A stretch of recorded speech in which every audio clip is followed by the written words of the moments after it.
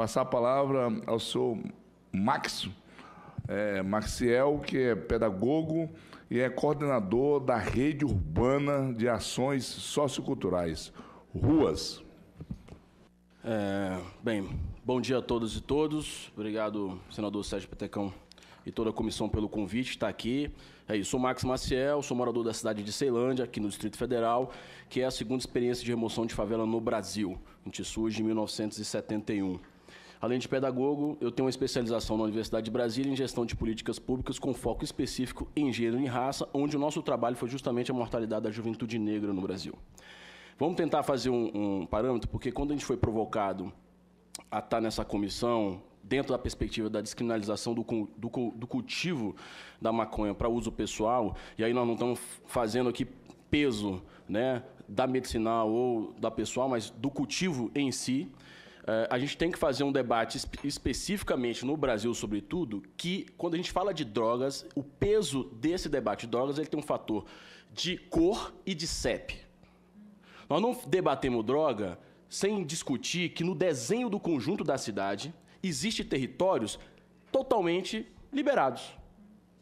São territórios liberados. Alguém tem uma divergência disso? De que na classe média desse país, das cidades, como se organizam, a forma de atuação que a polícia chega, a forma de abordagem que se dá é diferente nas periferias, por exemplo.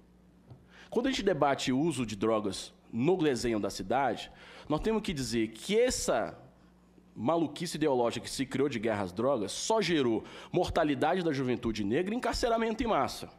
E a gente traz um monte de dado aqui na mesa também. Por exemplo, são 60 mil homicídios por ano por arma de fogo. E ninguém faz, por exemplo, uma grande comoção para que não se revogue o Estatuto de Desarmamento. Pelo contrário, querem mais arma nas ruas.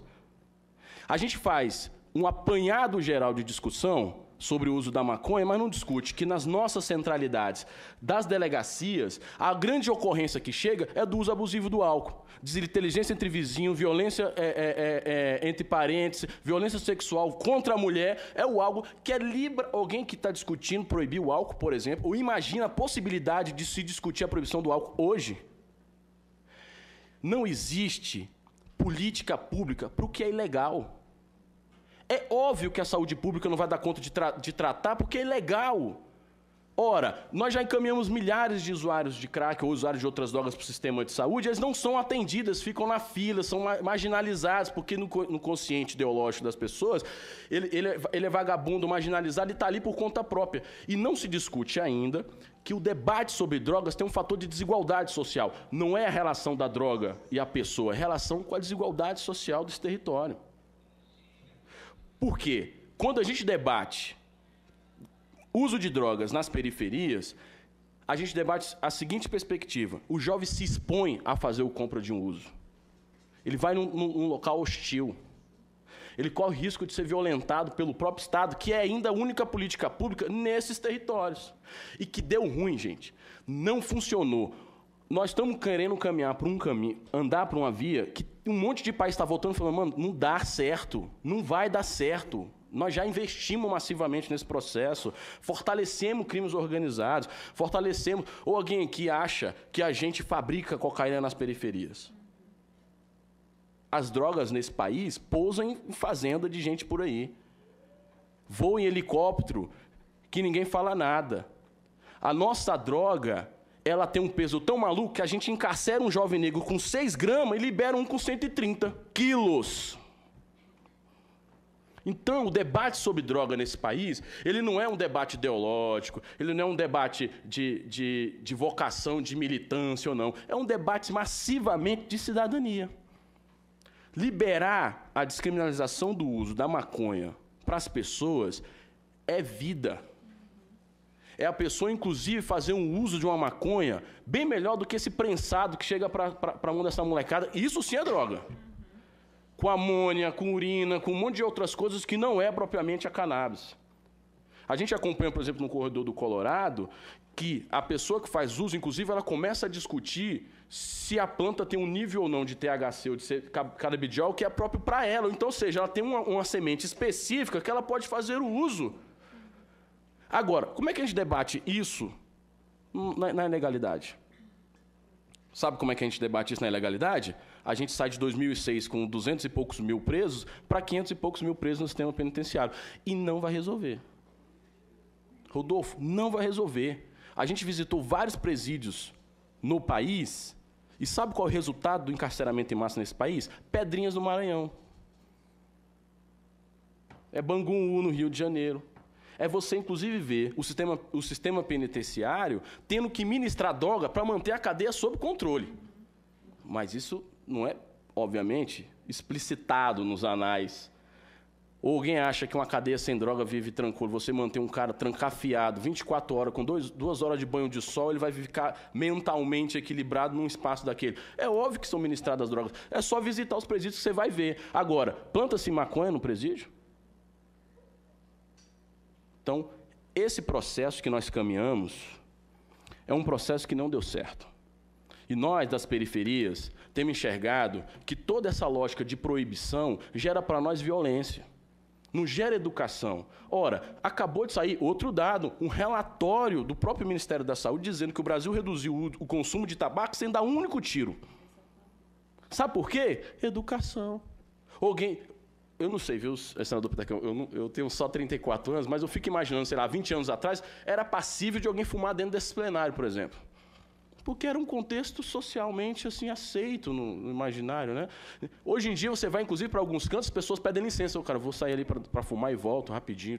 Você começa... Se a gente não dialogar de forma aberta e franca com a nossa juventude sobre droga, a gente vai ficar naquelas coisinhas daquelas cartilhinhas careta dizendo, droga mata. Aí um moleque fuma e fala, porra, legal, não morreu ninguém aqui. O cara mentiu para nós. Não confia mais. Porque é uma ilusão. É uma ilusão. E a ilusão, inclusive, achar, e aí é uma das coisas também que a gente tem debatido, é que quando a gente vai para esses debates sobre a descriminalização não das drogas, muita gente fala assim, nós temos que salvar a nossa juventude, nananã, mas ninguém faz nada para essa juventude que morre todo dia, não tem uma discussão. Pelo contrário, está aqui, não a redução, quer encarcerar mais ainda os nossos jovens. Sem garantia de direito. Ué, vamos falar de leis? Vamos falar de leis. Bacana. Nós não temos nos nossos equipamentos culturais nas periferias, por exemplo, o que dá é lei. Não temos acesso à educação, porque, por exemplo, eu estava na comunidade da Maré, semana passada, passei 4 dias. Você vê jovens que não conseguem estudar porque o Estado invade, cria-se um conflito e eles não vão para a aula. Esse é o dano maior dessa chamada guerra às drogas.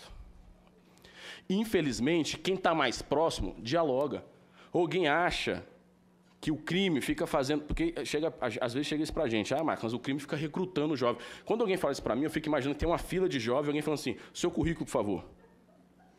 Não existe isso. O crime, ele não pergunta nada, ele simplesmente agrega. Acolhe. Está ali, dá uma mão. E o que nós, enquanto até organizações da sociedade civil, o próprio Estado, faz com esse jovem? Cria condicionantes. Tem que estar na escola para estudar. Você tem que fazer não sei o quê para estar aqui. Aí eu falo, porra, mas não tem escola, como é que eu estudo? Então não vou para aí. Aí começa a criar um monte de condicionante e não agrega o jovem. Afasta os jovens. Que também não acho que são a maioria que estão na ilicitude. Também é uma coisa que nós temos que debater. Nas periferias, você não tem 60% ou da população envolvida com crime. Não chega nem a 10% da população envolvida com crime. É uma minoria que estão doentes. E como é que a gente trata quem está doente se a gente reconhece que o que causa a doença dele é ilegal? Eu fiz trabalho no Buraco do Rato também durante muito tempo, inclusive com a Igreja Católica. A gente, para poder abrir a unidade que tem lá, de CAPS AD lá, foi uma luta. Porque os comerciantes, por exemplo, não queriam CAPS 24 horas. A gente marginaliza, a gente faz uma coisa chamada gentrificação, bota luz, grafita, fica tudo bonitinho e expulsa aquela galera. As cracolândias no país são legitimadas pelo Estado, porque não existe outro lugar que você mantém sob controle aquela banda, aquela galera. Então é melhor você ter aquelas pessoas reunidas num espaço onde você consegue ter acesso à saúde, acesso à qualidade de vida, educação, história de vida de cada um, que nem todo mundo que faz o uso de droga é a mesma referência. Existe perspectivas diferenciadas. E aí, eu acho que o custo que seria isso é tentar. Eu não vejo outro caminho para o Brasil. Nós vamos poder ficar protelando isso durante anos, mas não existe outro caminho. Vai ser natural esse processo, porque ninguém vai aguentar mais o que está rolando, gente. Não pode mais tolerar isso. A gente vê as mães chorando, implorando pelo uso medicinal. Aí, sabe o que faz? Fica a gente querendo fortalecer a indústria farmacêutica que custa bilhões para ficar importando. Isso, para mim, é mercado. Isso, para mim, é negócio com a saúde dos outros. Porque se for o sistema farmacêutico, pode. Mas se for nós, em clubes canábicos, tentando extrair o próprio óleo, colaborando entre si, entre famílias, trocando experiências, porque cada um tem um grau diferente de tratamento, a gente não quer evitar esse processo. E aí eu queria dar outros dados também. A Espanha, que é um dos problemas nossos, quando a gente debate, por exemplo, essa coisa da descriminalização, já está. A própria Lei 11.342 diz o seguinte, está lá, né? Descriminaliza o porte e uso. O problema é que ela não determinou a quantidade que faz a maluquice do Estado penal dizer que qualquer jovem com qualquer quantidade pode ser classificada como tráfico. Mas, por exemplo, a Espanha classifica 200 gramas que uma pessoa pode ter como porte. Se a gente adotasse, não estou dizendo que o Brasil vai ter que achar um caminho, mas a Espanha achou esse caminho. Se nós adotássemos esse caminho de 200 gramas, por exemplo, 69% do sistema penitenciário não estaria como está. Ou seja, 69% das pessoas que estão encarceradas não estariam encarceradas, porque não são marginais. Pelo contrário, nós o tornamos marginais. Nós forçamos obrigatoriamente a entrar em crimes organizados para poder sobreviver, para poder resistir dentro daquele espaço massivamente cruel que é as prisões neste país. Então, eu queria encerrar. Não sou nenhum psicoterapeuta, não sou nenhum cientista, mas há 18 anos trabalhando na periferia e com juventude, eu tenho que dizer uma coisa para vocês. Ou a gente trata com seriedade esse tema e avança na perspectiva da possibilidade de criar políticas públicas e de criar ações que possam permitir, inclusive, campanhas mais transparentes em relações com o uso da droga, com o uso abusivo da droga, porque... E aí eu quero encerrar com outro dado, que é do Distrito Federal, senador. O Distrito Federal é o estado na federação que faz mais uso de medicamentos tarja preta. As ritilinas, para manter ali o controle da ansiedade. Não sou nenhum médico que prescreve, mas eu tenho certeza que essa medicação tarja preta faz muito mais mal do que qualquer outra relação natural. Então fica aqui um pouco da nossa contribuição. Mais uma vez, obrigado pelo convite.